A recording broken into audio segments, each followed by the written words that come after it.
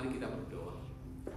Tuhan Bapa di dalam surga, hari ini ketika kami berkumpul bersama-sama, hanya karena satu alasan ya Tuhan, hanya karena ada satu dasar, yaitu karena kematian dan kebangkitan Yesus Kristus yang telah menyediakan kepada kami semua sebuah keselamatan yang sempurna dan yang kekal. Terima kasih Tuhan untuk pengorbanan-Mu bagi kami.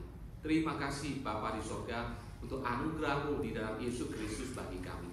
Terima kasih Tuhan untuk pagi hari ini, untuk kami boleh beribadah bersama-sama Tuhan.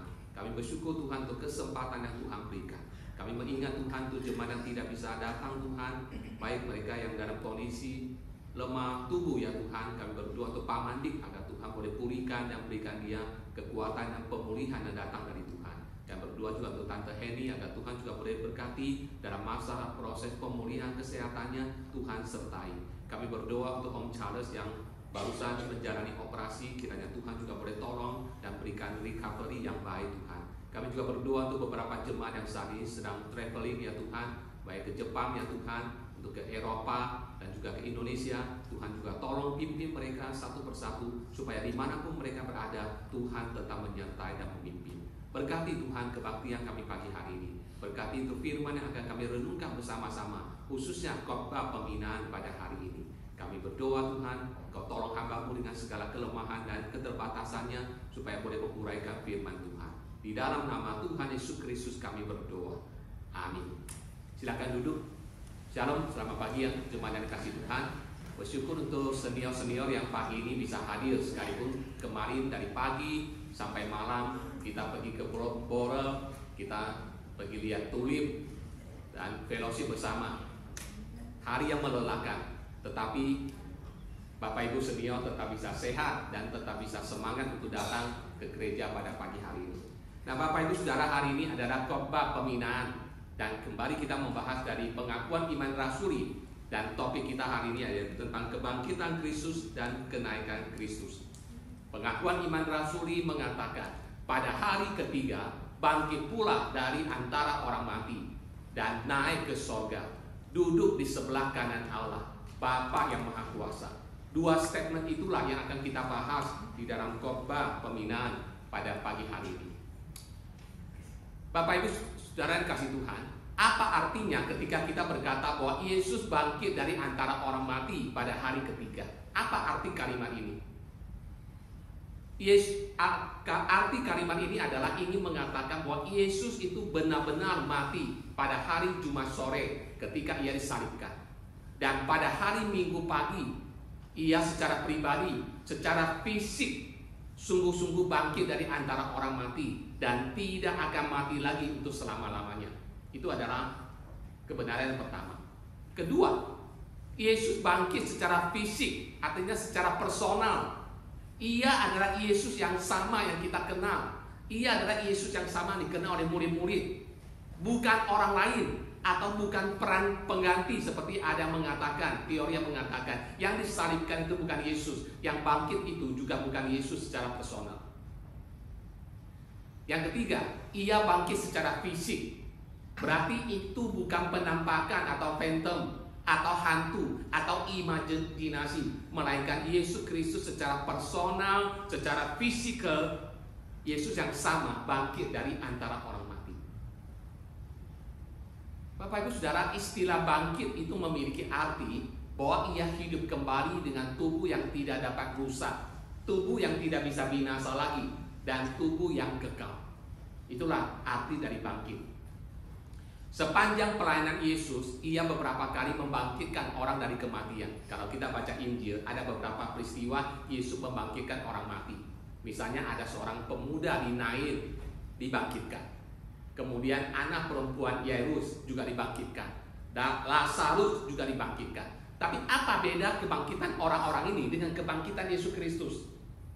Saudara, dikatakan sepanjang pelayanan Yesus ada beberapa kali ia membangkitkan orang dari kematian. Namun orang-orang yang dibangkitkan itu mati kembali ketika waktunya tiba.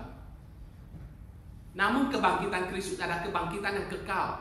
Mengapa? Karena ia tidak pernah akan mati lagi. Ia hidup untuk selama-lamanya. Inilah yang dimaksudkan ketika kita mengatakan pada hari yang ketiga bangkit pula dari antara orang mati. Bapak Ibu Saudara, kenapa fakta-fakta ini penting? Kenapa hal-hal ini penting? Alasan pertama, karena inilah yang diajarkan oleh Alkitab.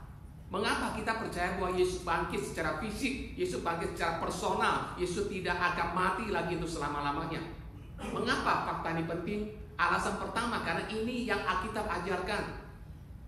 Hampir seluruh Alkitab Perjanjian Baru, hampir semua surat-surat ditulis oleh Paulus maupun rasul-rasul yang lain menegaskan kebenaran ini. Kitab Injil, kitab Kisah Para Rasul, surat-surat semua mengajarkan satu hal yang sama, yaitu Yesus mati dan bangkit dari antara orang mati pada hari yang ketiga. Jadi ini kebenaran yang harus kita semua terima kalau kita mengaku bahwa kita orang Kristen, karena ini yang diajarkan oleh Alkitab. Kedua, karena itulah yang sesungguhnya terjadi.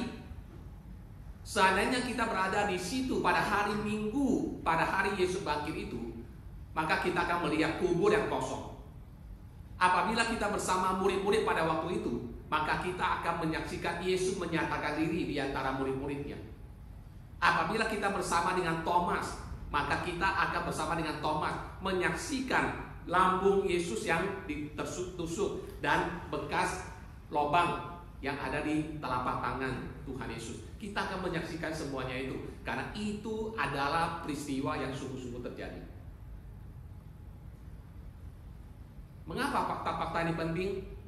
Alasan berikutnya adalah karena kebenaran inilah yang diimani oleh gereja sepanjang abad, sepanjang sejarah. Hampir semua denominasi gereja di dunia ini mengimani dan menerima serta sepakat dengan kebenaran ini. Dan apabila kita tidak mengimani tentang kematian dan khususnya tentang kebangkitan Yesus, maka kita bukan orang Kristen. Karena orang Kristen adalah orang yang percaya tentang kelahiran Kristus, kematian Kristus, dan kebangkitan Kristus. Berikutnya, karena inilah pesan atau berita atau message dari gereja. Ketika kita membaca Kisah Para Rasul, surat-surat yang ditulis oleh Petrus, oleh Paulus, oleh Yakobus, semua ini memberitakan tentang peristiwa kematian dan kebangkitan Kristus. Klimaks dari berita Injil bukan Kristus telah disalibkan, tetapi klimaks atau puncak dari berita Injil yaitu tentang Yesus yang sudah bangkit dari antara orang mati. Pesan Injil inilah yang telah menjungkir balikkan dunia. Anak Allah telah bangkit dari antara orang mati. Hal seperti ini belum pernah terjadi. Kita tidak beribadah kepada Yesus yang mati. Kita beribadah kepada Yesus yang telah bangkit dari antara orang mati. Itulah sebabnya salib di gereja Protestan itu tidak ada gambar Yesus di situ. Mengapa? Karena kita percaya Yesus sudah bangkit. Ia tidak lagi tergantung di atas kayu salib. Ia tidak lagi terbaring di dalam kubur, melainkan ia telah bangkit dari antara orang mati.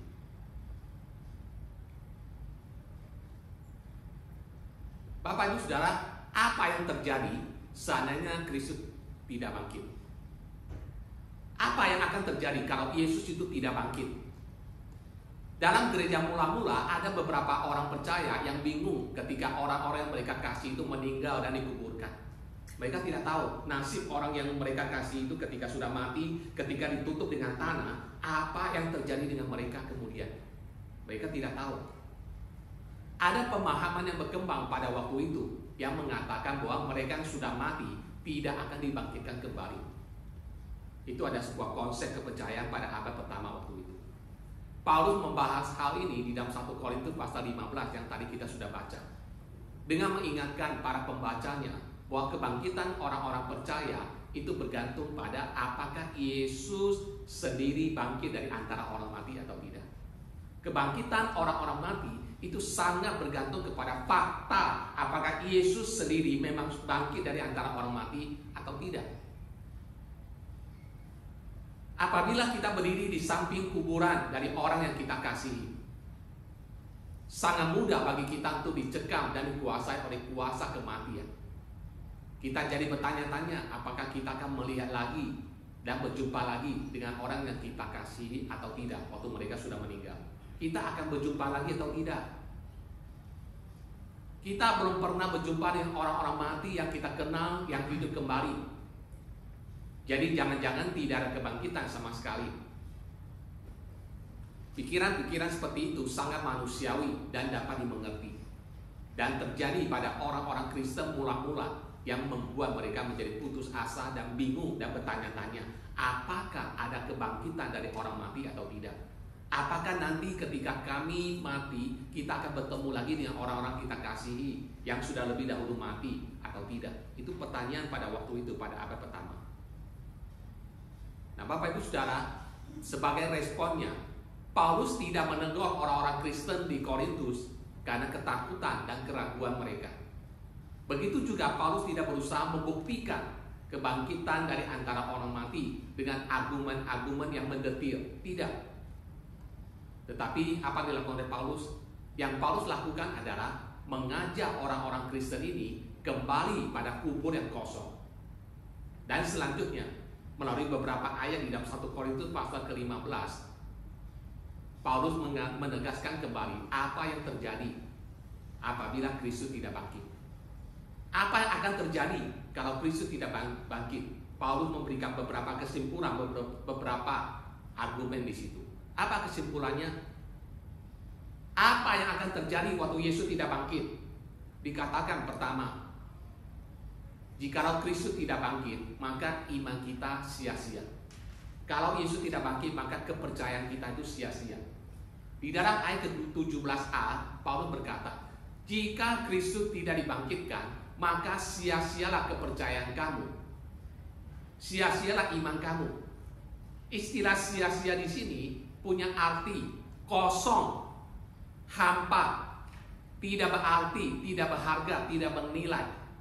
Jadi kalau Yesus tidak bangkit, maka kekristenan itu omong kosong, kekristenan itu kosong, kekristenan itu hampa, kekristenan itu tidak berguna, kekristenan itu tidak berarti. Maka sia-sia kita menjadi orang Kristen. Bapak Ibu Saudara, ketika Billy Graham mulai merintis pelayanannya sekitar pada tahun 1940-an, pada saat yang sama di Amerika ada seorang evangelis, seorang penginjil yang juga sedang naik daun, sedang terkenal, saudara. Jadi mereka melayani pada masa yang sama, pada zaman yang sama, pada tahun 1940 di Amerika. Banyak orang berpendapat bahwa penginjil itu adalah pengkhotbah yang lebih baik dari Billy Graham. Nama penginjil tersebut adalah Charles Templeton. Ia bersama Billy Graham melakukan pelayanan bersama-sama, melakukan KKL, crusade di seluruh Amerika, Kanada, dan juga Inggris, saudara.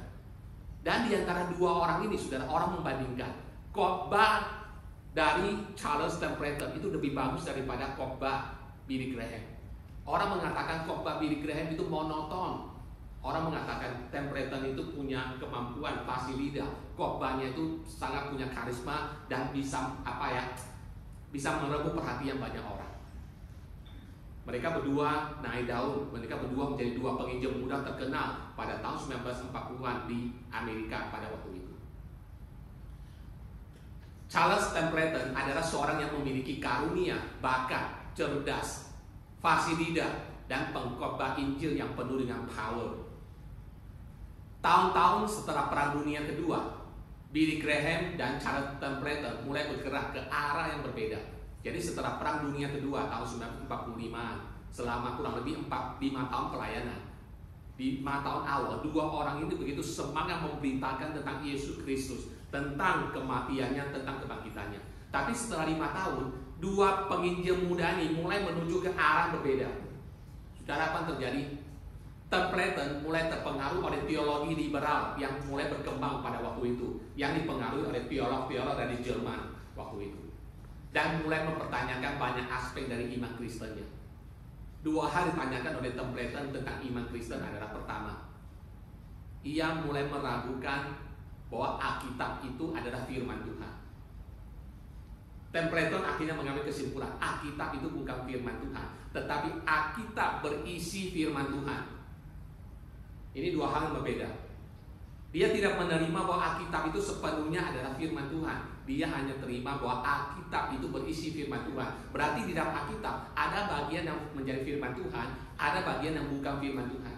Bagaimana menentukan bagian mana firman Tuhan, bagian mana tidak? Itu dibutuhkan rasio, itu dibutuhkan ilmu pengetahuan. Nah, sebagai kesimpulannya, Templeton percaya seperti teologi Bibra waktu itu, bahwa kitab Kejadian, kisah penciptaan itu mitos, itu legenda, itu bukan peristiwa sesungguhnya. Mujizat yang dilakukan oleh Tuhan Yesus itu adalah mitos, itu bukan fakta sesungguhnya. Oke. Kedua, teologi liberal waktu itu tidak percaya bahwa Yesus bangkit secara fisik, secara personal. Mereka percaya bahwa Yesus bangkit secara rohani, cuma rohnya yang bangkit, fisiknya tidak bangkit. Dan Templeton juga percaya teologi liberal pada waktu itu. Nah, saudara, beberapa waktu kemudian, pada satu titik, Templeton memberitahu Billy Graham agar ia meninggalkan Alkitab apabila Billy Graham ingin diterima oleh lebih banyak orang. Kalau ia ingin bersentuhan dengan dunia, bisa diterima oleh lebih banyak orang, maka dia harus meninggalkan pemahaman bahwa Alkitab itu firman Tuhan. Karena Alkitab itu tidak cocok dengan dunia modern. Harus diseleksi kebenarannya, saudara. Dan itu yang dipercaya oleh Charles Templeton. Dari situ mulai mereka berpisah, tidak lagi melakukan KKR bersama-sama, mulai berpisah, saudara. Apa yang terjadi lagi kemudian? Templeton kemudian kuliah lagi di sekolah Alkitab liberal, kemudian melayani beberapa tahun di Kanada, dan kemudian meninggalkan iman Kristennya. Di kemudian hari dia menjadi pembawa acara talk show, jadi dia ganti profesi. Dia akhirnya menjadi seorang pembawa berita di acara talk show. Di akhir hidupnya, ia menyerang ajaran evangelical yang dulu dikhotbahkannya. Beberapa tahun sebelum meninggal, Templeton pernah diwawancarai oleh Lee Strobel yang menulis buku The Case for Christ, dan dia akan menulis buku berikutnya namanya The Case for Faith, dan dia mewawancarai Charles Templeton. Tapi sampai akhir hidupnya dia tetap orang yang skeptis, yang tidak percaya Alkitab itu firman Tuhan dan Yesus bangkit secara fisik. Hidupnya dan pelayanannya sangat berbeda dengan apa yang terjadi dengan Billy Graham. Sepanjang hidup Billy Graham sampai dia mati, saudara, ia setia dan konsisten mengkhotbahkan tentang kematian Yesus dan kebangkitan Yesus. Khotbah Billy Graham itu sangat sederhana, dan inti dari khotbahnya selalu bicara tentang Yesus mati, Yesus lahir untukmu, Yesus mati untukmu, dan Yesus bangkit untuk keselamatanmu. Mari terimalah keselamatan dari Tuhan. Khotbahnya selalu isinya itu saja. Itu Billy Graham. Tapi sekalipun khotbahnya begitu sederhana, setiap kali dia berkhotbah ada ratusan ribu orang yang percaya. Di dunia ini belum ada yang bisa dalam sepanjang sejarah dunia, sejarah gereja, belum ada tokoh yang bisa menggantikan atau sekaliber Billy Graham yang berkhotbah kepada begitu banyak orang. Belum ada yang bisa menyayanginya. Khotbahnya itu begitu sederhana, tetapi khotbahnya itu dipakai Tuhan yang luar biasa. Mengapa? Karena Billy Graham percaya tentang kematian Kristus dan kebangkitan Yesus Kristus. Billy Graham sangat menyadari apa dikatakan oleh Paulus. Jikalau Kristus tidak dibangkitkan, maka sia-sialah imanmu, sia-sialah kepercayaanmu. Itu yang pertama, Bapak Ibu Saudara. Kedua, apa yang terjadi jika Kristus tidak bangkit? Jika Kristus tidak bangkit, maka kita masih hidup dalam dosa. Ayat 17b, 1 Korintus 15 ayat 17b. Dan kamu masih hidup dalam dosamu. Tidak ada pengampunan dosa untuk kita. Kita masih hidup dalam dosa kalau Yesus tidak bangkit. Berikutnya, jika Kristus tidak bangkit, maka kita tidak pernah akan berjumpa lagi dengan orang-orang yang kita kasihi yang lebih dahulu pergi. Dikatakan 1 Korintus 15 ayat 18. Demikianlah binasa juga orang-orang yang mati dalam Kristus. Orang yang sudah mati, sudah meninggal, itu tidak ada keselamatan. Tidak ada harapan buat mereka. Karena mereka akan binasa. Mereka akan sirna, lenyap kalau Yesus tidak bangkit. Jika Kristus tidak bangkit, berarti maut sudah menang. Ketika kita menghantar orang kita kasih ke liang kubur, maka itu adalah saat terakhir kita berjumpa atau melihat wajah mereka. Karena kita tidak akan melihat mereka lagi itu selama-lamanya kalau Yesus tidak bangkit. Jika Kristus tidak bangkit, maka kita adalah orang-orang yang paling malang di dunia ini. Kita adalah orang yang paling dikasihani di dunia ini. Dikatakan di dalam ayat ke-19. Jikalau kita hanya dalam hidup ini saja menaruh pengharapan pada Kristus, maka kita adalah orang yang paling malang dari segala manusia di dunia ini. Kita adalah orang yang paling dikasihani. Menjadi orang Kristen, berusaha untuk hidup benar, hidup sesuai dengan apa yang Tuhan mau. Padahal sebetulnya iman kita itu iman yang omong kosong, iman yang hampa. Kita adalah orang yang paling kasihan, mengklaim sesuatu yang tidak ada faktanya, tidak ada kebenarannya. Jikalau Kristus tidak bangkit, maka lagu yang agung itu, lagu Haleluya, itu hanya sekedar sebuah sepotong musik yang indah, lagu yang indah, tapi tidak berdasarkan fakta dan kebenaran. Jikalau Kristus tidak bangkit, maka doa kita ada doa-doa yang kosong. Khotbah kita itu ada khotbah-khotbah yang kosong. Kebaktian kita ada kebaktian yang kosong, wasting time. Mendingan saat ini kita tidur di rumah. Mendingan siang ini kita jalan-jalan cari makan, kuliner kemana-mana. Untuk apa kita ke gereja? Nyanyi, doa, dengarkan khotbah, omong kosong kalau Kristus tidak bangkit. Pelayanan misi, ada misionaris yang rela pergi, tinggalkan keluarga, tinggalkan negara, pergi ke hutan, pergi ke daerah terpencil, dimakan atau dibunuh. Orang yang paling malang, mengorbankan dirinya untuk sesuatu yang omong kosong. Itu kalau Yesus tidak bangkit, pelayanan misi tidak ada artinya. Nah, Bapak Ibu Saudara, perhatikan, semua statement yang tadi saya katakan itu dimulai dengan kata jikalau. Jikalau Kristus tidak bangkit, maka apa yang terjadi tadi sudah dipaparkan. Tapi pertanyaannya adalah, bagaimana kalau Kristus benar-benar bangkit? Setelah menyatakan hal-hal yang negatif, sekarang Paulus dengan penuh keyakinan menyatakan kebenaran yang positif tentang kebangkitan Kristus dalam ayat 20. 1 Korintus 15 ayat 20, Paulus berkata demikian. Tetapi yang benar ialah bahwa Kristus telah dibangkitkan dari antara orang mati sebagai yang sulung dari orang-orang yang telah meninggal. Oke, dia menegaskan tentang kebangkitan Kristus. Dengan kata lain, Paulus ingin menyatakan bahwa karena Kristus telah bangkit, maka sebagai hasilnya, pertama, iman kita tidak sia-sia. Karena Kristus tidak telah bangkit, maka iman percaya kita kepada Kristus tidak sia-sia. Kedua, karena Kristus telah bangkit, maka kita memperoleh pengampunan dosa. Ketiga, karena Kristus sudah bangkit, kita akan berjumpa lagi dengan orang-orang kita kasihi yang meninggal di dalam Tuhan. Orang-orang yang kita kasih yang meninggal di dalam Tuhan, satu hari nanti di dalam Yerusalem yang baru, langit yang baru, bumi yang baru, di sorga sana, kita akan bertemu lagi dengan orang-orang kita kasih. Yang berikutnya, kita memiliki kepastian akan masa depan. Karena Kristus bangkit, maka kita memiliki kepastian akan masa depan. Kita punya hope, kita punya pengharapan akan kehidupan yang kekal.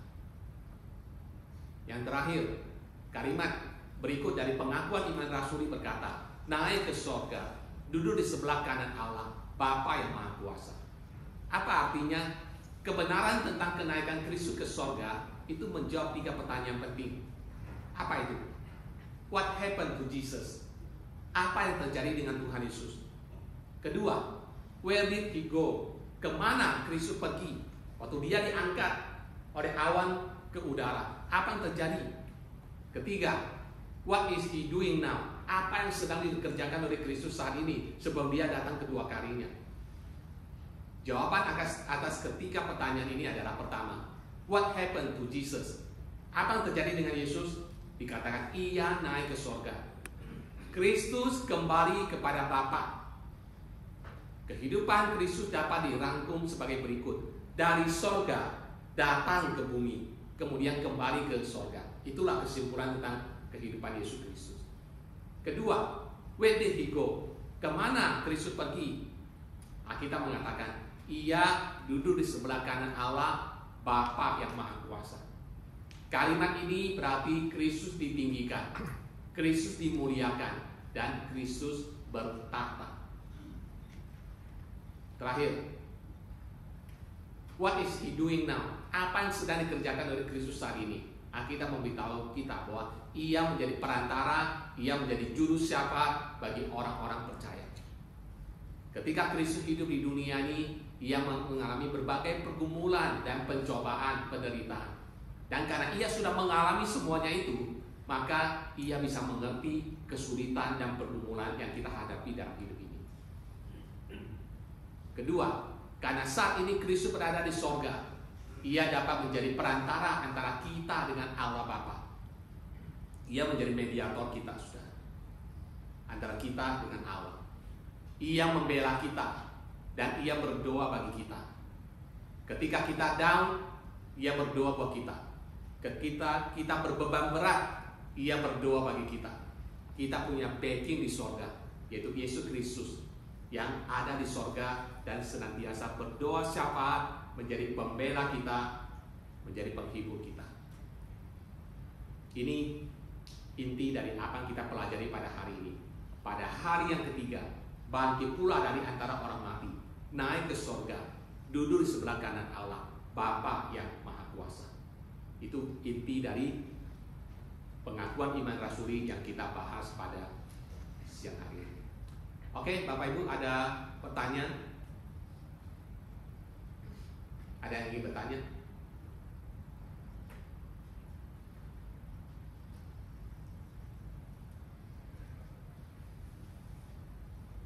Oke, kalau tidak ada, mari kita tutup dalam doa. Bapa kami di dalam sorga, terima kasih Tuhan untuk setiap kebenaran-kebenaran yang boleh kami pelajari dari firman Tuhan, yang menjadi keyakinan iman kami, yang menjadi pegangan iman kami, dan yang kami ucapkan setiap minggu di dalam ibadah kami melalui pengakuan iman rasuli. Hari ini kami belajar Tuhan sekali lagi kebenaran yang sudah seringkali kami dengarkan, yaitu tentang kebangkitan Kristus dan kenaikan Kristus ke surga. Nah, biarlah semua kebenaran ini sekali lagi boleh mengingatkan kepada kami Tuhan, sehingga kami boleh memahami tentang mengapa Yesus harus bangkit dan apa pentingnya fakta kebangkitan Yesus untuk kami semua. Kami berterima kasih Tuhan untuk semua kebenaran yang Tuhan telah singkapkan kepada kami dan nyatakan di dalam firman Tuhan kepada kami. Kiranya itu boleh menjadi pegangan iman kami Tuhan, bahwa karena kami percaya bahwa Kristus bangkit, maka kami percaya Tuhan bahwa satu hari nanti kami juga akan dibangkitkan, dan satu hari kami akan bertemu dengan orang-orang yang kami kasihi. Dan kami juga bersyukur Tuhan untuk kebenaran tentang Kristus yang naik ke surga, duduk di sebelah kanan Allah. Karena kebenaran itu mengingatkan kepada kami Tuhan, bahwa kami memiliki Tuhan yang senantiasa berdoa bagi kami. Kami punya Tuhan yang senantiasa menjadi pembela kami, mediator kami antara Allah dan manusia yang ada di surga. Dan kami bersyukur Tuhan, karena Kristus adalah Allah yang pernah menjadi manusia, sehingga Ia tahu segala pergumulan hidup kami, kesusahan dan pencobaan yang kami alami dalam hidup ini. Dan karena Dia mengerti akan kondisi kami, maka di surga Ia selalu berdoa untuk setiap kami. Terima kasih Tuhan untuk segala kebenaran-kebenaran ini. Terima kasih Bapa. Kami berdoa dan bersyukur di dalam nama Tuhan Yesus Kristus. Amin.